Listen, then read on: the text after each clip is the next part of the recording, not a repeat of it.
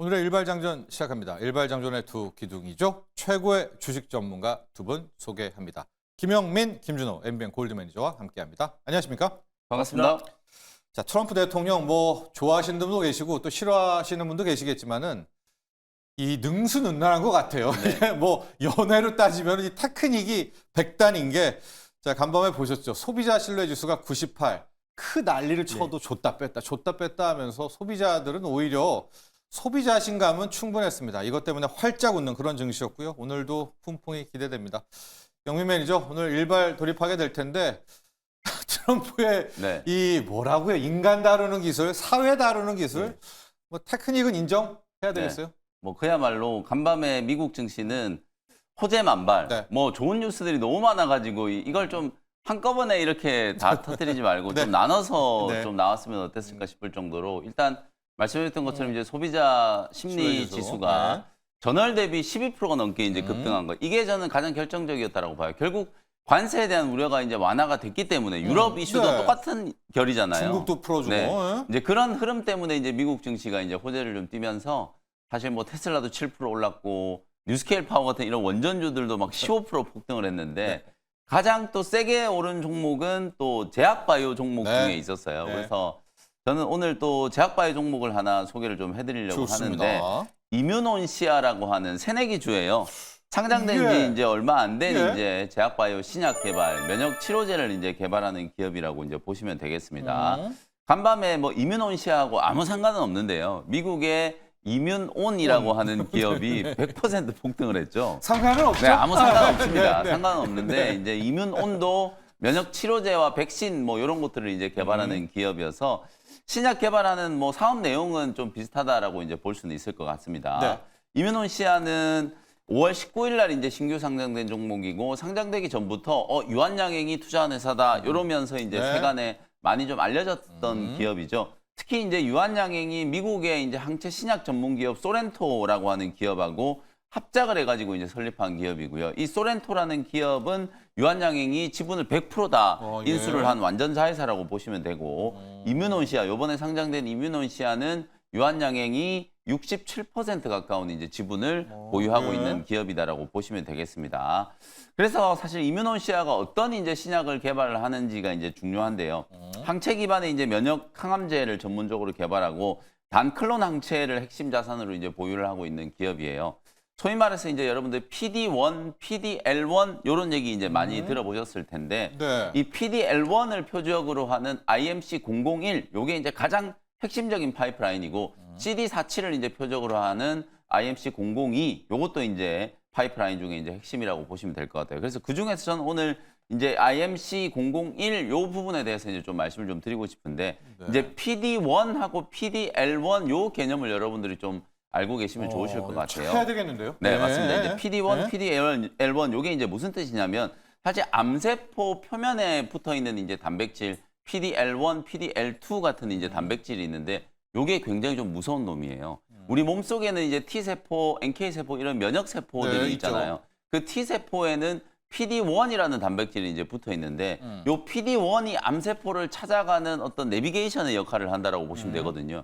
얘가 이제 암세포를 찾아서 면역세포를 이제 증장시키면서 암세포를 잡아먹는다라고 생각하시면 되는데 사실 암세포에 붙어 있는 이 PD-L1이 요 PD-1과 결합을 했을 때 면역세포가 요 놈이 암세포가 아니라 정상세포로 착각하게 만드는 물질이 바로 PD-L1이라고 보시면 돼요. 없애야 되겠네요. 네, 그래서 요 놈을 없애야 되는 거거든요. PD-L1 을. 그래서 우리가 네. 이제 이 PD-L1을 보통 면역 관문이라고 부르고 네. 그래서 우리가 이제 면역세포 중에 1세대 면역 치료제를 면역 관문 억제제다 이렇게 이제 부르거든요. 얘 없애는 거. 맞습니다. PD-L1을 네. 없애는 걸 우리가 면역 관문 억제제다 이렇게 이제 얘기를 하고 있어요. 그래서 여러분들이 잘 아시는 머크사의 키투르다가 네. 바로 이 가장 대표적인 면역 관문 억제제 네. PD-L1 L1. 계열의 이제 면역 관문 억제제라고 이제 보시면 되고 옵디보, 뭐 키투르다 이런 게 다 똑같은 이제 기전으로 이제 작용을 하는 거라고 보시면 네. 되거든요.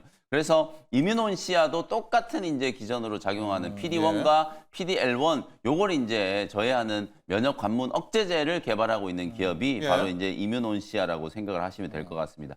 그래서 실제로 요 이제 임상과 관련된 이제 긍정적인 이제 결과 데이터도 있었고 네. 요즘에는 워낙 이제 많은 표적 치료제들이 이런 면역 치료제와 병용요법을 이제 하고 있잖아요. 여러분들 잘 아시는 유한양행의 랭라자도 이제 리브리반트라고 하는 면역 치료제하고 병용요법을 해가지고 엄청나게 이제 좀 긍정적인 맞습니다. 결과를 만들어냈기 때문에 예. 이게 이제 1차 치료제로 될 수 있다라고 이제 생각들을 하는 기다리고 거거든요. 있죠. 이제 네. 그런 측면에서 향후에도 이 면역 치료제에 대한 이제 수요는 계속 좀 늘어날 수밖에 없고 국내에서 이제 자체적으로 그 면역 치료제를 이제 개발하고 있다라는 프리미엄을 조금 이제 받을 수 있는 그런 기업이기 때문에 상장된 첫날에 주가가 굉장히 강하게 이제 네. 급등을 했었죠. 예. 장중에 그날 뭐 100%가 넘는 이제 시세가 분출이 좀 됐었다가 고점 대비 이제 조정이 조금 들어오고 난 이후에 어제 오늘 기술적인 이제 반등이 진행되고 있는 상황이라고 이제 보시면 되겠습니다. 네. 그래서 지금 이제 프리마켓에서 또 가격이 또 조금 움직이고 있는데 네네. 제가 어제도 말씀드렸죠. 태용도 그렇고 삼성물산도 그렇고 어제 소개해드렸던 그 피롭틱스도 마찬가지였고 네. 제가 정해드린 가격을 딱 보시고 그 가격 오면은 매수를 하시라는 말씀을 좀 드렸었잖아요. 오늘 이문온시아도 매수 타점을 제가 정확하게 조금 잡아드려 보도록 할게요. 네. 6,500원 정도를 제가 이제 매수 타점으로 좀 잡아드릴 테니까 어제 종가보다 조금 낮은 가격이 왜냐면 이게 이제 6,900원, 7,000원 요 정도 자리에 오면은 또 단기적으로는 상장된 첫날에 이제 들어왔던 수급 중에서 일정 부분 이제 차익 실현을 하려고 하는 이제 수급들도 분명히 좀 있을 수 있기 때문에 바로 따라 붙지 마시고 만약에 뭐 7,000원 뚫고 바로 가버리면은 아우 뭐 세게 가는구나 그냥 이렇게 보내주시고 다른 제약바이오 종목들 많이 있으니까요. 다른 종목들 보시면 될 것 같고 눌러준다라고 하면 6,500원 정도 근처에서 눌림목 공략을 해보시면 추세가 살아나는 과정에서 적어도 한 7,700원에서 8,000원 정도까지는 단기 급등이 좀 나오지 않을까라는 생각이 좀 들거든요. 그래서 매수 가격은 6,500원 딱 정해드릴 테니까 요 가격에서 이제 매수한다라고 생각하시고 1차 목표 가격은 7,700원. 손절가는 5,500원 정도로 참고하시면 되겠습니다. 자, 오늘 영민 매니저는 바이오, 그중에서도 이뮤노인시아라는 세네 개 주에 주목을 했습니다. 조금 어려울 수도 있는데 하여간 못된 단백질이 있고 네. 개를 쫓아가가지고 네. 예, 개를 억제하는 딱 그 물질. 현재 임상이 거의 1비, 2, 네. 뭐 이렇게 가 임상 있죠? 1상까지 네. 진행이 돼 되어 있는 있고요. 상황이기 때문에 사실 개발을 하는 데까지는 시간이 좀 많이 걸립니다만 어쨌든 면역 치료제가 앞으로도 계속 이제 시장에서 각광을 그렇죠. 좀 받을 걸로 보여지기 때문에 국내 기업이 이제 투자한 회사가 요 면역 치료제 개발과 관련해서 나름대로 이제 긍정적인 임상 결과들을 도출을 했다. 여기에 이제 점수를 줄 수 있을 것 같습니다. 유한양행이 또 67%의 지분을 갖고 있다. 맞습니다. 이것도 이뮤노인시아에 또 하나 메모를 하시면 좋을 것 같아요. 자, 한국전력의 투자 계획 이야기를 좀 해봐야 될 것 같은데요, 준호 매니저. 네. 이게 단순히 한전 이야기가 아니라 스마트 그리드니까 맞습니다. 뭐 송전, 배전에 또 에너지원도 원전, 태양광, 또 맞습니다. 전기요금 인상이 할 얘기가 굉장히 많거든요. 네. 일단 한국전력이 드디어 우리가 기다렸던 이야기는 했습니다. 용인 반도체 클러스터. 일단 맞습니다. 해법은 내어줬죠? 네, 일단은 11차 정기본에서 이게 확정이 되면서 실제로 지금 이제 반도체 클러스터에 우리가 10기가와트 정도 전력 공급을 한다라는 게 확정이 네. 됐습니다. 근데 문제는 아까 언급해 주셨던 것처럼 이제 부채가 있기 때문에 73조. 네. 맞습니다. 이 부분을 어떻게 해결해 할지가 좀 관건인데 결국 이제 한국전력 같은 경우는 최근에 지금 이제 뭐 대규모 어떤 공급 계약에 MOU를 체결한 부분이 굉장히 좀 많아요. 그래서 인도네시아의 어떤 선전막 구축 작업에도 41조 규모의 좀 MOU를 체결한 부분도 분명히 네. 있고 또 그리고 실질적으로 지금 체코 원전 수주를 비롯한 다양한 어떤 원전 수주가 추가적으로 이루어져야 결국에 좀 자금이 많이 유입되지 않을까 좀 보고 있습니다. 그 자금으로 어느 정도 부채 비율을 낮출 가능성이 좀 낮다라 좀 보고 있는데 네. 그래도 일단 대규모 어떤 이제 국계약 거의 75조 규모의 이제 계약을 체결한 상태이다 보니까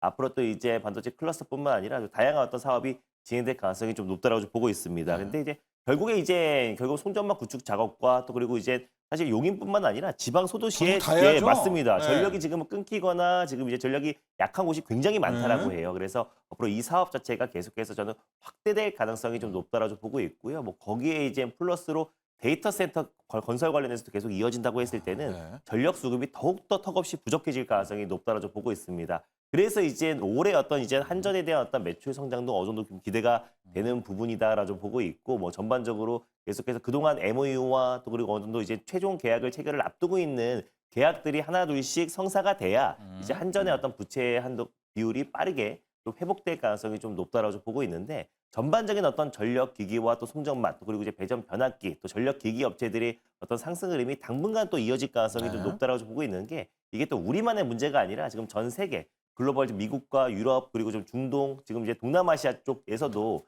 계속해서 지금 전력망 구축과 노후화된 전력망 교체 작업들 그리고 또 데이터 센터 확충 이런 것들이 계속 이어지고 있는 상황이다 보니까 이번에 어떤 이제 한전의 어떤 대규모 투자 소식에 어제 어떤 전반적인 어떤 종목들은 좀 쉬어가는 흐름에도 불구하고 전선과 또 일부 송전망 관련 종목들 또 그리고 전력 기기 관련 종목들이 그래도 시장 대비 좀 견고한 모습을 보여줬다는 점이 올해 하반기가 훨씬 더 기대가 되거든요. 그래서 오히려 뭐 LS 일렉트릭을 필두로 한 어떤 전력 기기와 또 그리고 또 전선 기업들 좀 계속해서 좀 관심을 가질 필요가 있다라고 보고 있고요. 결국 이제 한전이 이번에 어떤 용인 클러스터뿐만 아니라 전반적인 어떤 이제 대규모 스마트 그릴 타짜죠. 맞습니다. 네. 전반적으로 네. 다 공급 계약이 확대될 가능성이 높기 때문에 그래서 올해 어느 정도 좀 이제 그 적자폭이 어느 정도 좀 회복될 가능성이 있지 않을까 조심스럽게 한번 예측해 보도록 하겠습니다. 전략으로 어떻게 할까요? 이제 이렇게 보니까 전기요금을 인상할 수밖에 없을 네. 것 같으니까 한전을 타깃할 수도 있겠고요. 스마트 그리드니까 송전, 배전, 우리 맞습니다. 수출하는 그쪽도 있겠고 아예 에너지 원으로 가서 네. 뭐 원전이나 태양광으로 가나 여러 가지가 있을 텐데 준호 매니저는 어느 쪽으로 좀 갈까요? 한전이 이렇게 나선다면? 네, 저는 어떻게 보면은 그래도 이 에너지원의 가장 이제 핵심이라고 할 수 있는 게 그래도 최근에 SMR 원전 쪽을 좀 원전으로? 떠오르고 있는데 그 안에서 그래도 한전산업 같은 경우가 송전망 구축 작업을 같이 하고 있는 기업이에요. 그래서 한전산업이 그래도 원전의 어떤 모멘텀도 분명히 지니고 있고? 있는 기업이기도 하고 그 외적으로도 지금 한전산업이 뭐 SMR 또 사업도 있고. 영위하고 있고요. 또 그리고 실질적으로 또 신재생 에너지 관련된 또 하고. 사업도 영위하고 있는 기업이라서 ESS 또 그리고 SMR 그리고 또 방금 말씀드렸던 송전망 구축 작업. 송배전도 하고. 그래서 실제로 지금 인도네시아에서도 이제 선전망 구축 작업 41조 규모의 MOU를 체결했을 때도 한전산업이 좀 가장 강력하게 올라갔던 게 송배전뿐만 아니라 다양한 지금 사업을 영위하고 있는 기업이다 보니까 그래서 사실상 지금 한국전력의 어떤 대규모 공급 계약 체결과 또 이제 원전 그리고 또 이제 노후화된 전력망 네. 구축 작업에 있어서 한전산업이 그래도 중장기적으로 좀 수혜를 받을 가능성이 높다. 그래서 계열사 중에서 가장 좀 탄력 있게 움직일 가능성이 좀 높다라고 좀 보고 있고요. 그 외적으로는 LS 일렉트릭 같은 기업이 아, 결국 네. 이제 일론 머스크가 아까 24시간 내내 일주일 동안 일을 하겠다라고 했는데 주 결국 7일. 맞습니다. 네, 주 네. 7일. 결국에 이제 테슬라와 또 XAI에 집중하기 위해서이기 때문에 결국 이제 일론 머스크도 최근에 데이터 센터 건설을 위해서 일부 또 이제 땅을 매입을 하기도 했고요. 그래서 계속해서 확충해 나간다고 했을 때 전력 기기와 또 전선, 케이블, 송전망 관련 종목들은 그래도 계속해서 어떤 매수세가 좀 유입되지 않을까 보고 이번은 있습니다. 우리도 필요한 겁니다. 맞습니다. 우리 또한 국내에도. 필요하고요. 예. 네. 자, 여러분 제가 지금 한국전력의 수급을 열어놨는데요. 외국인들 말입니다. 지금 보면 여기 4월 10일 이날부터 마치 뭘 본 것처럼 계속 연일 4월에 순매수 1위였거든요. 지금 4월 계속 사면서 지금 5월까지도 와 이렇게 외국인들이 완전히 지금 다 4월 10일부터 쭉 그냥 풀 매수를 하고 있어요. 영민 매니저.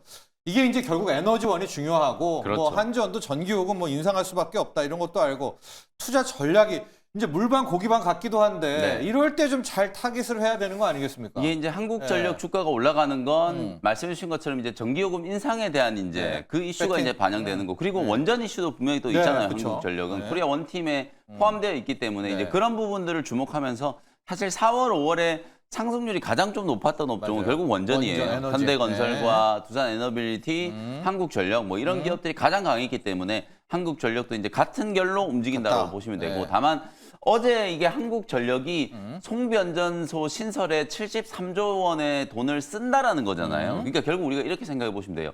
가뜩이나 지금 AI 때문에 엄청난 이제 전력 수요가 생길 거라고 예상을 하는데 노후화된 이제 전력 인프라 때문에 만들어낸 전기를 이제 보내고 이제 저장하고 이런 데서 전기 해야죠. 소실이 굉장히 네, 많다라는 네, 거예요. 네. 그래서 이 노후화된 인프라를 교체를 해야 되는 거거든요. 네. 오죽했으면 우리가 이제 초전도체로 전선을 다 만들어 버리면 네. 저항이 0이기 때문에 네. 전력 손실이 하나도 없으니까 훨씬 에너지 효율이 높아진다 이런 얘기를 할 정도로 노후화된 이제 전기 전선 전력 인프라 교체하는 거는 굉장히 좀 중요한 이슈가 될 수밖에 없고 사실은 우리나라보다는 미국, 유럽에서 지금 먼저 했죠. 시작이 되고 네. 있는 거고 우리나라도 그래서 이제 용인 반도체 이제 클러스터에 10기가와트의 이제 전력이 필요하기 때문에 이게 사실은 원전 한 4-5기 정도를 지어야 그렇죠. 충당을 할 수 있을 네. 정도의 엄청난 이제 전력 네. 수요거든요. 요걸 이제 용인 반도체 클러스터 반도체 공장들을 이제 지어 놓으면 엄청난 전력 수요가 생길 거기 때문에 그 부분에 대한 이제 대비를 미리 해야 된다라는 예. 거예요. 그래서 2030년까지 어마어마하게 이제 큰 돈을 이제 투자하겠다라고 했고 사실 요 어제 뉴스가 나오고 나서 가장 세게 이제 반응이 들어왔던 종목은 세명전기였어요. 세명전기 이제 예. 전기 전선을 이제 한국전력에 이제 공급하는 기업이기 때문에 예. 어제 장중에 이제 17%가 넘게 급등을 했었거든요. 예, 그러니까 전선. 세명전기라든지 이런 이제 LS 전선이라든지 이런 전기 전선 관련된 종목들이 가장 직접적인 이제 수혜주로 네. 먼저 부각이 좀 될 수 있고 그 다음에 이제 우리 준호 매니저 얘기했던 것처럼 변압기 만드는 기업들, LS 일렉트릭, 그쵸. HD 현대 일렉트릭 이런 기업들이 이제 수혜를 좀 받는다라고 보시면 되거든요. 그래서 사실은 이제 인프라 측면에서 보면 전력 인프라가 당연히 이제 최고 수혜주가 될 수밖에 없고 그 다음에 이제 에너지원의 측면에서 봤을 가야죠. 때는 네. 원전이라든지 태양광 뭐 이런 것들이 우리나라에서는 이제 수혜주가 될 수 있는 그런 이제 상황이다라고 보시면 되겠습니다. 자, 관련해서 우리 리뷰 하나 할게요. 대원전선 갈까요? 네, 대원전선. 일단 뭐 대원전선 같은 경우는 사실 전선 관련해서 이제 5위 기업이긴 한데 네, 네. 사실 이제 아무래도 자동차 전선 관련된 매출 비중이 가장 높은 기업이다 보니까 요 계열은 최근에 아닌데. 맞습니다. 네. 그래서 이제 최근에 다른 네. 어떤 전력과 전선 기업들 대비해서는 전 상승폭이 좀 제한적인 기업인데 아무래도 자동차 업황을 많이 따르고요. 아무래도 관세 25%가 좀 완화가 돼야 결국 이제 대원전선이 가장 큰 좀 수혜가 될 가능성이 좀 높다라고 좀 보고 있습니다. 그래서 대원전선 같은 경우는 지금 이제 업계 5위라고 말씀드렸었고 이제 네. 업계 5위 안에서 1등은 당연히 LS전선, 또 그리고 이제 2등은 그리고 그 말씀드렸던 지난번에 대한전선, 그리고 이제 3등이 가온전선, 가온. 4등이 일진전기, 5등이 이제 대한전선인 건데 대한전선 같은 경우는 아무래도 이제 LS 일렉트릭과 또 그리고 일진전기, 이제 가온전선이 결국 공급 계약을 다 체결하고 생산량이 이제 최대치로 끌어올렸을 때 그 밑단의 이제 기업이다 보니까 결국에 이젠 추후에 좀 수혜를 받을 수 있는 기업이고 뭐 최근에 지금 LA 전력청과 계속해서 지금 논의를 지금 심도 있게 진행 중이다 보니까 그게 만약에 이제 떨어졌을 때 결국 LA 산불로 인한 또 LA 올림픽을 앞둔 시점에서 또 이제 전력망 노후화된 어떤 교체 작업에 대원전선도 결국에는 또 이제 수혜를 차례가 올 수밖에 없다라고 보고 있습니다. 다만 이제 전반적인 어떤 이제 매수세에는 가장 대장격인 LS 일렉트릭이라든지 또 그리고 HD현대 일렉트릭, 또 효성중공업, 일진전기 같은 기업들이 먼저 좀 시세가 분출되고 나서 네. 대원전선의 차례가 오는데 대한전선이 이제 개별적으로 올라갈 수 있는 모멘텀은 결국 이제 자동차 전선 쪽이다. 왜냐하면 국내에서 자동차 전선 쪽에서는 시장 점유율 1등 기업이다 보니까 이 자동차 업황 자체가 또 관세 부분에서 또 완화 국면으로 좀 진입이 돼야지 결국 대원전선도 아직 영향을 좀 받지 않을까 좀 보고 있고요. 대원전선의 또 주 매출처가 또 이제 현대차와 또 한국전력이에요. 그래서 그런 관점에서도 대원전선도 네. 충분히 다시 한번 저가 매수세가 충분히 다른 기업들이 이미 신고가 랠리다 보니까 가격적인 부담감이 많은 기업들도 많은데 대원전선도 지금 이제 산업용 또 그리고 생활용 전선을 또 한국전력에 생활용 또 전선. 공급하고 있는 기업이다 보니까 그런 부분에 대해서 아직 가격적인 매력이 있다라는 부분 또 그래서 어느 정도 저가 매수가 유입될 수 있다고 보고 있고요. 최근에 또 전선 전력 기기 업체 중에서 또 그동안 시장 대비 좀 약세를 보였던 종목들 중심으로 돌아가면 상승 나주고 있어요. 어저께 뭐 세명전기도 그랬고 맞아요. 또 재룡전선, 재룡산업 그리고 재룡전기 이런 기업들도 최근 들어서 좀 저가 매수가 유입되고 있다는 점을 놓고 봤을 때 대원전선도 차례가 오지 않을까 저 보고 있습니다. 자, 지금 프리마켓 전반적으로 뉴욕 증시 훈풍으로 다 오르고 있는데 에너지 또 이 설비 기계, 전력 설비 쪽도 다 좋습니다. 에너지 원으로 가보면은요, 영민 매니저. 네. 태양광, 풍력, 원전 이 3대장이 모두 웃고 있거든요. 네. 태용은 프리마켓에서는 없죠. 근데 태용을 한번 리뷰해 보도록 하고 네. G2 파워도 지금 원전에서 7.58% 네. 급등하고 있어서 두 종목 볼게요. 일단 간밤에 미국 증시에서 지금 뉴스케일 파워가 또다시 지금 갔죠? 15% 네. 급등을 하면서 사상 최고가를 경신을 했기 때문에 그 훈풍이 그대로 이제 우리나라 원전 네. 기업들한테도 이어질 가능성이 높다. 예. 실제 제가 이틀 전에 이번 주 월요일 날 여러분들께 이제 우리 원전 종목들 얘기하면서 예. 현대건설 그냥 물리더라도 그냥 사시라 그랬잖아요. 네. 현대건설이 오늘 지금 프리마켓에서 20% 넘게 폭등했었어요. 그러니까 딱 이틀 만에 그냥 어제 종가 기준으로 15% 올랐고 이제 월요일 시초가에 샀으면 그냥 15% 수익이고요. 네. 지금까지 들고 계시면은 20%가 훨씬 넘게 수익이에요. 지금 보시는 차트가 아까 급등했다 지금 약간 보시는 윗골이에요. 차트가 네, 네. 현대건설 차트거든요. 네. 그 정도로 지금 원전 기업들은 국내 거의 투자자분들이 모든 분들이 지금 관심을 가질 정도로 이슈가 좀 강하기 때문에 네. 현대건설도 결국 SMR 수혜주로 지금 현재 이제 급등세가 나타나고 있는 상황이다. 그래서 뭐 현대건설도 보유하고 계신 분들 뭘 사실 오늘 따라 붙기에는 이제 네. 조금 부담스러운 가격이긴 합니다만 보유하고 계신 분들은 계속해서 좀 상방을 좀 열어놓고 대응을 좀 해보시라는 말씀을 좀 드리도록 하고요. 그 다음에 제가 태웅이라는 종목을 이틀 전에 이제 소개해드렸잖아요. 그때도 제가 가격을 절대 따라 붙지 마시고 딱 17,000원에 깔아놓고 매수를 좀 해보시라고 말씀을 좀 드렸었는데 화요일 날도 17,000원 분명히 이제 가격을 좀 줬고 어저께도 월요일 날도 17,000원 가격을 줬고 어저께도 보시는 것처럼 시가가 16,800원에서 시작해가지고 네. 16,400원대까지 조정이 들어왔다가 급등이 나온 거예요. 그러니까 분명히 따라붙지 않으셔도 이제 가격을 좀 주고 이렇게 이제 급등이 나온다라는 거. 제가 태용도 여러분들께 이제 설명드렸던 것처럼 세계 이제 탑3 가스 터빈 회사에다가 핵심 부품을 이제 공급하는 기업이긴 합니다만 사실상 최근에 이 SMR 이슈가 워낙 좀 강하니까 지난 2월 달에 캐나다에 이제 300메가와트급의 SMR이 설치되는데 네. 단조 부품을 이제 공급한 레퍼런스가 부각될 가능성이 좀 높다라고 말씀드렸잖아요. 원전 부품입니다. 맞습니다. 원전 어제 부품. 이 원전 부품 얘기하고 또 조선 쪽 기자재 이슈하고 갖고? 같이 붙으면서 네. 20% 가까운 이제 급등세가 원래는 풍력이잖아요. 또. 맞습니다. 네. 풍력, 조선, 뭐 원전 이슈를 지금 다 가지고 있는 기업이기 때문에 뭐 말씀드렸던 목표가를 시원하게 지금 이제 뚫고 올라가는 단계다. 그리고 오늘도 사실은 충분히 뭐 추가적인 상승이 네. 진행이 좀 될 수 있을 거라고 보니까 태용도 수익 극대화 관점으로 보시면 되고 그다음에 이제 G2 파워도 마찬가지죠. 네. 얼마 전에 이제 대규모 이제 해외 투자를 유치했다라는 소식이 있었는데 G2 파워는 또 스마트 그리드 관련주고 아까 우리가 다뤄드렸었던 송변전소 신설에 네. 73조 원 투자한다는 얘기. 요것도 직접적인 또 수혜주가 될 수 있는 기업이거든요. 예. 그래서 G2 파워도 한 11,500원에서 12,000원 정도까지 가격을 목표가를 좀 높여가지고 추가적인 이제 시세가 좀 나타날 수 있으니까 계속해서 좀 보유하는 전략으로 대응을 좀 해보시면 좋겠습니다. 자, 지금 뭐 전 세계에서 다 에너지주 관련 열풍입니다. 이제 미국은 원전으로 좀 크게 가고 있고요. 오늘 국내 증시도 원전 쪽, 뭐 풍력 쪽도 지금 나쁘지 않아 보이고 이 에너지 뭐 기기 쪽까지도 다 가고 있다는 거 좀 장중까지도 확인하시면 좋을 것 같습니다. 준호 매니저, 네. 우리 유주항공의 맞습니다. 그렇죠. 첫 번째 자유로의 그 우주항공인데 네. 자, 스타쉽 9차 발사입니다. 한 석 달 전에 한번 못 네. 잡았잖아요. 이거 맞아요. 거꾸로 오는 거. 요번에 맞습니다. 이제 제대로 잡으면 잡기를 희망하고 어제부터 됐었어도 됩니다. 그리고 네. 이미 3개월 만에 이제 재도전을 하는 거고 사실 이제 발사 횟수 자체가 많이 늘어났어요. 원래 1년에 한 5차례 정도 발사를 할 수 있었고 여러 가지 이제 해상 어떤 이제 식물들이나 여러 가지 또 뭐 돌고래나 여러 것들을 해칠 수 있다라는 어떤 이제 말도 안 되는 맞아요. 이유들로 네. 그동안은 이제 발사를 제한을 해왔는데 이번에 예. 테슬라에서 직접적으로 요청을 해서 25회 연간 발사를 해서 1월 달 그리고 이제 3월 달에 이어서 다시 한번 또 이제 발사를 앞두고 있습니다. 그래서 어제 모든 준비가 끝났다고 이제 스페이스 X 공식 X를 계정을 통해서 언급이 나왔었는데 네. 거기서 이제 바로 일론 머스크가 댓글을 달았어요. 그래서 날씨만 좋고 여건만 좋다면 바로 내일 발사를 네. 하겠다. 그래서 오늘 네. 이제 잘하면 이제 발사를 할 수가 있다라고 좀 보고 있는데 그래서 스타쉽 이제 발사체 같은 경우는 사실 높이만 122m 정도가 되고요. 실제로 이제 세계에서 가장 큰 초대형 로켓 발사체다라고 보시면 될 것 같습니다. 네. 거기서 이제 많은 사람들을 태우고 또 이제 많은 물자들을 실어가지고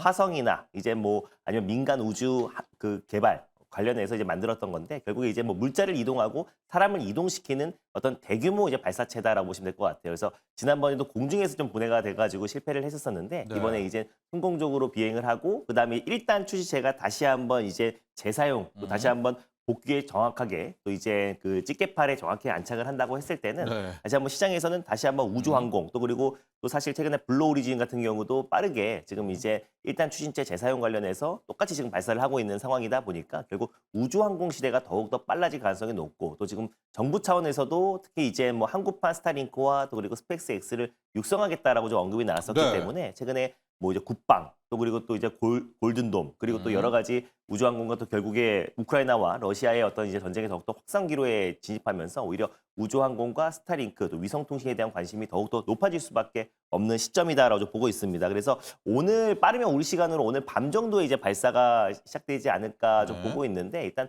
발사가 뭐 성공 여부를 떠나서 계속해서 뭐 올해만 앞으로도 10번 또 15번, 20번 더 발사를 앞두고 있고 또 이제 국내 업체들도 계속해서 영향을 받을 수 있다고 보고 있는데 지난번에 한번 소개해드렸던 LK 이제 삼양 같은 네. 기업이 다음 달 6월 달에 이제 별 추적기를 달고 스페이스 X가 이제 발사를 앞두고 있어요. 근데 거기에 별 추적기에 기술 제휴를 하고 있는 기업이 LK 좀 삼양입니다. 그래서 네. 예전부터 이제 그 렌즈 교환 기술을 가지고 있는 기업이었는데 작년 3월부터 이제 사명을 LK 삼양으로 좀 바꾸면서 또 이제 우주항공 또 드론 첨단 산업 쪽에 집중하고 있는 기업이라고 말씀드렸는데 다른 이제 우주항공 기업들보다 아무래도 시가총액이 좀 적다 보니까 좀 가볍게 좀 시세가 좀 들어와주고 있다라고 말씀드렸었고 그래서 오늘도 만약에 이제 스페이스 X가 또 스타쉽이 9차 발사에서 성공적으로 잘 끝난다고 했을 때는 LK 삼양도 같이 좀 훈풍이 불러일으킬 수 있다라고 보고 있고 또 그리고 스타링크 이제 국내 상용을 앞두고 있는 시점이다 보니까 그 영향도 충분히 받을 수가 있는데 가장 이제 핵심은 다음 달에 이제 별 추적기를 달고 떠나는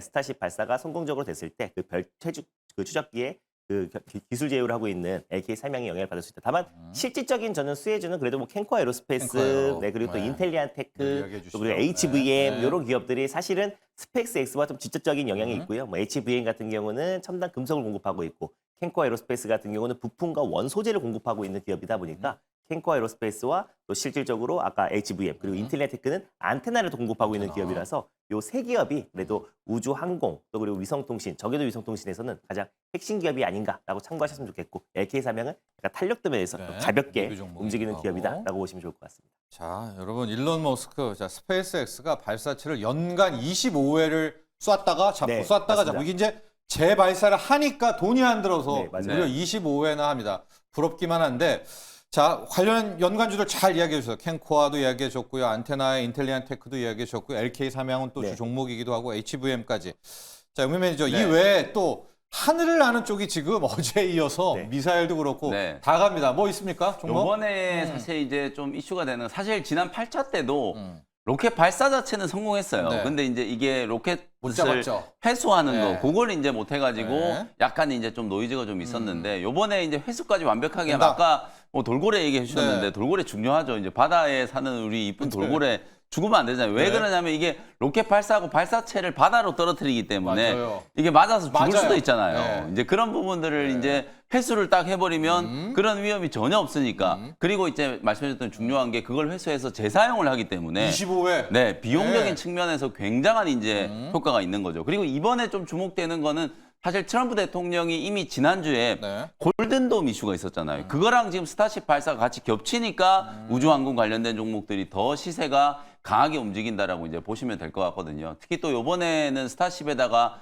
군사 시설을 이제 수송하는 걸 테스트를 한다라고 네. 하니까 지금 일론 머스크가 꿈꾸는 거는 지구인들이 화성으로 아예 이주를 하는 걸 네, 꿈꾸고 네. 있는 거예요. 그러니까 가서 이제 방위 시설도 만들어야 되고 사람들이 살 수 있는 생활 시설을 이제 건설하는 것까지도 꿈꾸고 있는 상황이기 때문에 그런 부분들을 감안해서 이제 수혜주를 찾아야 되고 그래서 우주 발사와 관련된 부분들은 방금 이제 뭐 HBM이라든지 인텔리언 테크라든지 이런 기업들이 이제 얘기해 주셨고 저는 위성과 관련된 종목 중에 세트레가이 네. 얼마 전에 골든돔 얘기가 나왔을 때 가장 세게 움직였었던 종목이거든요. 그래서 하나 에어로스페이스가 네. 어제 또 튀어 올랐잖아요. 네. 그 자회사라고 볼 수 있는 세트레가이가 위성 관련해서는 가장 좀 대장주가 좀 될 수 있기 때문에 뭐 오늘 내일 세트레가이도 다시 한번 좀 주목을 좀 해보실 필요가 있다. 이렇게 말씀을 좀 드리겠습니다. 자, 세트레가이 또 캔코아, HVM 하늘을 나는 쪽, 우주를 가는 쪽이 어제에 이어서 오늘도 한 번 더 주목을 해보시면 좋을 것 같고요.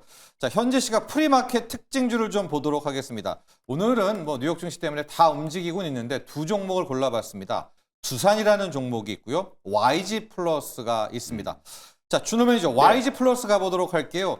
엔터 또 붐 오르다가 약간 좀 빠졌다가 네. 그래도 또 살아있고 오늘 프리마켓에서 좀 시세 좋고 거래량이 오늘 꽤 좋아요. 맞습니다. 좀 많이 붙었어요. 최근에 뭐 YG 엔터테인먼트와 YG 플러스가 이제 흑자 전환에 성공을 했고 실적도 굉장히 잘 나오는 게 이미 이제 예전에는 뭐 빅뱅이라든지 블랙핑크 같은 특정 이제 아티스트에 좀 의존을 해오다가 최근에 뭐 트레저라든지 또 베이비몬스터 같은 그룹들이 굉장히 지금 이제 실적이 잘 나와주고 또 그리고 앨범이라든지 콘스터가 굉장히 흥행을 하면서 지금 그 YG 엔터테인먼트가 흑자로 전환했다. 근데 YG 플러스가 제가 예전부터 좀 강조를 해드렸던 이유 또 그리고 좀 시간에 의해서 한 지금 4% 정도 상승 흐름이 네, 나와주는 4% 4% 정도 네. 상승 나와주고 있는 게 일단 지금 다음 달에 지금 지민과 정국이 또 이제 군 제대를 앞두고 있어요. 예. 그러면 이제 모든 BTS 멤버가 군필자로 이제 나와서 결국 하반기부터 완전체 활동이 시작이 되고 거기다가 또 이제 신규 앨범에 대한 어떤 발매 기대감도 굉장히 높아지고 있는데 블랙핑크도 마찬가지로 7월부터 이제 월드 투어가 고양 종합운동장을 시작으로 7월부터 완전체로 다시 활동을 시작한다고 했잖아요. 근데 이제 YG 엔터테인먼트가 어제 또 이제 블랙핑크가 또 새로운 앨범을 출시를 할 것이다라고 했어요. 그래서 예. 블랙핑크가 이제 본격적인 새로운 앨범을 또 내놓고 또 그리고 월드 투어가 시작이 된다라는 것도 그 기대감이 높아지는데 6월에 또 이제 BTS까지도 결국 완전체가 된다라는 기대감. 근데 이제 BTS에서 소속되어 있는 하이브가 투자한 기업이 바로 YG 플러스고요. YG 플러스 같은 경우는 하이브 소속 아티스트와 그리고 YG 엔터테인먼트 소속 아티스트들의 음원과 굿즈 상품들을 판매하고 있는 기업이다 보니까 결국에 BTS와 블랙핑크가 완전체로 새로운 앨범과 월드 투어가 시작된다고 했을 때는 예. 그 음원과 스트리밍 그 수익 그리고 또 그 외적으로도 굿즈 상품의 판매량이 계속 급증할 수밖에 없다. 그러니까 사실 아직까지는 그래도 가장 글로벌 팬덤을 많이 구축한 그 그룹은 여자에서는 블랙핑크, 블랙핑크, 여자 그룹은 블랙핑크. 그리고 남자 그룹은 또 결국 BTS인데 BTS니까. 그 두 그룹의 어떤 영향을 다 받을 수 있는 게 아무래도 YG 플러스다 보니까 YG 플러스가 결국에 한알령 해제에 있어도 중국과 한국 간의 문화 교류에 있어서도 가장 큰 수혜주가 될 수 있는데 가장 가까운 신뢰 유일에는 BTS 완전체에 대한 기대감. 네. 7월에는 블랙핑크 월드 투어 시작. 요 두 가지 모멘텀만 본다고 하더라도 매력적인데 그 외에 지금 이제 하이브도 또 그리고 또 이제 또 YG 엔터테인먼트도 블랙핑크 외에도 다양한 아티스트들 또 IP들이 계속 실적이 나와주고 있다는 점도 굉장히 긍정적이다라는 점에서 결국 어떤 한알령 해제에 있어서 가장 핵심은 엔터고요. 그 안에서 YG 플러스가 다시 한번 큰 시세가 분출될 가능성이 좀 높다라고 좀 보고 있습니다. 그렇습니다. 지금 그 이슈만 이야기해 주셨고 한알령 이런 건 지금 없어요. 네, 그거까지 넣는다면은 네, 이제 정말. 굿즈 판매는 정말 맞습니다. YG 플러스 주목을 해주고요. 간밤에 엔터 쪽은 또 네. 이슈가 또 있었잖아. 하이브가 SM 지분을 또 텐센트에 넘겨가지고 네. 그것도 엔터 묘한 쪽한테는 건데, 또 부재가 조금 될 것 그렇죠. 같아요. 왜냐하면 텐센트까지. 중국계 우리가 지금 한알령 해제 기대하고 있는데 우리나라 대표 엔터 기업이 이제 중국 갔다. 기업이 2대 주주가 이제 올라왔다니까 온다. 중국과의 뭔가 협력 이런 것도 이제 기대할 수 있잖아요. 그것도 이제 엔터 업종에는 좀 호재가 좀 되는 것 같습니다. 좋습니다. 그 반응도 있고요. 두산 쪽에 질문이 오늘 좀 있습니다. 앞서 이미라님은 두산 리뷰 부탁드립니다도 있고 태정, 태세, 김정태 님이요. 와, 두산 리포트 목표가 60만 원이 나왔던데요 해주셨습니다. 두산은 지주사이자 사업도 짱짱하게 하는 PBR 7배짜리 유일무이한 맞습니다. 지주사입니다. 두산 가볼까요? 사실 이제 지주사 중에 어제 제가 하나 말씀드렸잖아요. 네. 하나가 어저께 그냥 뭐 20%가 20% 넘게 갔어요. 또 급등을 했고 네. 두산도 지금 제가 소개해드린 지 얼마 안 된 것 같은데 벌써 뭐 한 25% 30% 가까운 수익이 지금 나고 있는 상황이에요. 근데 두산이 올라가는 건 두 가지예요. 방금 말씀드렸던 것처럼 전자 비지 부문의 사업이 워낙 사업. 잘 되고 있고 내일 또 엔비디아가 실적 발표를 하잖아요. 네. 오늘 미국 시장에서 이슈였던 게 또 사운드 하운드가 20% 가까이 폭등했고 또 엔비디아가 투자한 리커전이 8% 급등을 했어요. 네. 그만큼 또 AI 기업들이 엔비디아 실적 발표 전에 그 기대감으로 또 주가가 이제 급등을 하고 있기 때문에 오늘 프리마켓에서 지금 두산이라든지 파미세라라든지 AI 반도체 이제 수혜주들이 역시나 또 긍정적인 흐름이 나오고 있다. 최근에 지금 차트 보시는 것처럼 진짜 4월 초에 23만 원 하던 애가 지금 50만 원까지 100%가 넘게 지금 상승을 했는데도 목표가를 60만 60이 원으로 올렸다. 나왔어요. 네. 그리고 또 하나 이유가 있어요. 이게 지금 AI 반도체 이슈뿐만 아니라 네. 요즘에 코스피 시장에서 가장 잘 나가는 종목이 두산 에너빌리티잖아요. 두산 에너빌리티 최대 주주가 또 두산이에요. 지주사. 네. 그러니까 사실 이제 연결 기준으로 두산 에너빌리티는 그야말로 이제 지금 초호황을 기대하고 있는 상황이고 본업인 전자 비지 부분도 워낙 좋다 보니까 목표가를 지금 줄줄이 상향 조정을 좀 해가면서 계속해서 지금 올라가고 있는 모습이거든요. 그러니까 두산도 마찬가지예요. 두산은 지금 매도할 게 아니라 보유하고 있는 분들은 철저하게 좀 끌고 가는 전략으로 뭐 60만 원까지 당장 이제 보지는 않더라도 한 55만 원 정도까지는 계속해서 좀 끌고 가는 전략. 어제 제가 하나 차트를 한번 보여드리면은 이게 갑자기 주가가 그냥 우상향하던 듯 하다가 보시는 것처럼 하루 만에 그냥 20%가 넘게 이렇게 폭등하는 흐름이 나와버리거든요. 그러니까 두산도 지금 추세에서 지금 완만하게 이제 올라가고 있다가 장대 양봉 만들면서 굉장히 좀 강하게 55만 원을 한번 뚫어낼 수 있는 흐름도 있다. 그런 흐름을 좀 감안하시면서 보시면 될 것 같고 그다음에 두산하고 똑같이 움직이는 종목이 지금 파미셀이라고 말씀드렸거든요. 중소형주 중에서는 또 파미셀이 요 13,000원짜리 뚫을 때 굉장히 좀 강하게 또 시세가 좀 분출될 수 있기 때문에 파미셀도 어찌 보면은 AI 반도체에 대한 이제 직접적인 수혜에다가 어제 보니까 뭐 CDMO 상업, 제약 바이오 쪽도 굉장히 좋은 뉴스들이 많이 나오더라고요. 그러니까 파미셀도 결국은 양수 겸장을 이제 하고 있는 그런 네. 기업이기 때문에 네. 두 종목이 지금 나란히 신고가 패턴이 좀 나타나고 있다는 거 참고를 하시면 되겠습니다. 그렇습니다. 요 AI 반도체에 들어가는 고 소부장 쪽으로 맞습니다. 편입이 되고 두산 같은 경우에는 밑에 지주사, 두산 에너빌리티 자 정말 따블인데 60만 원까지 갈 수 있을지도 보도록 하겠고요. 준호 매니저, 네. SOS랩 프리마켓에서 한번 볼게요. 아마 이제 일론 머스크에 대한 기대감인데 맞습니다. 엄밀히 말하면 SOS랩은 또 아니다. 고계열은 아니잖아요. 네, 맞습니다. 고계열은 예, 아니에요. 아닌데. 근데 약간 상징성이 있는 것 같아요. 그래서 네. 아무래도 지금 프리마켓에서 SOS랩이랑 퓨런티어가 이제 3에서 4% 이상의 상승 흐름이 나와주고 있는 같이 가고 있네요, 모습이고 두 개가. 오히려 이제 LNF 같은 경우는 2%대 상승이 나와주고 있어요. 그러니까 결국에 최근에 테슬라의 어떤 급등과 상승은 결국 국내에서는 자율주행 기업들이 가장 직접적인 수혜를 받을 수밖에 그쵸. 없다라고 네. 좀 보고 있고요. 그 안에서 이제 SOS랩 같은 경우는 이 첨단섬의 눈이라고 할 수 있는 고정식 라이다를 생산하고 네. 있는 기업이고 사실은 현대차와 공동 개발했기 때문에 현대차 향 자율주행 수혜 중인데 사실 자율주행 시장이 본격적으로 개화된다고 했을 때는 SOS랩이 또 수혜를 받을 수밖에 없는 게 반 테슬라 진영에서는 SOS랩의 라이다가 많이 채택될 수밖에 없고 또 그 현대차가 또 이제 파운드리 또 이제 자율주행 파운드리 사업을 하고 있는데 거기에 그 껴지는 라이다가 결국 SOS랩이 채택된다. 네. 결국 근데 SOS랩 같은 경우는 자율주행뿐만 아니라 첨단산의 눈이라서 뭐 드론이라든지 또 방산이라든지 스마트 팩토리, 로봇 다양한 부분에 다 접목될 수 있어서 결국 중장기적인 어떤 수혜가 충분히 기대가 되는데 라이다니까. 맞습니다. 네. 근데 그거는 자율주행 관련해서 로보택시가 이미 뭐 런칭을 앞두고 있고 6월달 런칭뿐만 아니라 캘리포니아주에서도 지금 실증 주행을 하고 있는 모습도 좀 포착이 네. 되기도 했고요. 미국 전역으로 빠르게 확산된다고 했을 때 결국 이제 관련 종목들이 수혜를 받는 건데 저는 오히려 지금 이제 테슬라가 유럽 쪽에서 판매량이 좀 둔화되고 있다는 부분도 네. 결국 저는 6월 안에 올해 상반기 안에 저가형 모델 출시는 순조롭게 진행될 중이라고 여러 차례 언급을 했거든요. 근데 이거를 강력하게 홍보를 하거나 마케팅을 하지 않고 있는 이유는 네. 오히려 오스본 효과 지난번에 말씀드렸던 것처럼 오히려 저가형 모델이 나온다고 했을 때는 지금 막 최근에 출시했던 모델 Y의 판매량도 줄어들 수밖에 없는 거고 기존 판매량의 자동차 판매량은 더 줄어들 수밖에 없는 거잖아요. 그래서 오히려 저가형 모델이 출시가 되고 로보택시가 이제 올해 상반기에 출시가 되기 때문에 오히려 지금 이제 거기에 카메라 모듈과 또 그리고 핵심 소재들을 공급하고 있는 기업들은 수혜를 받을 수가 있는데 결국 로보택시의 어떤 런칭은 저는 하나의 어떤 자동차 신차 판매라고는 보고 있지 않아요. 왜냐하면은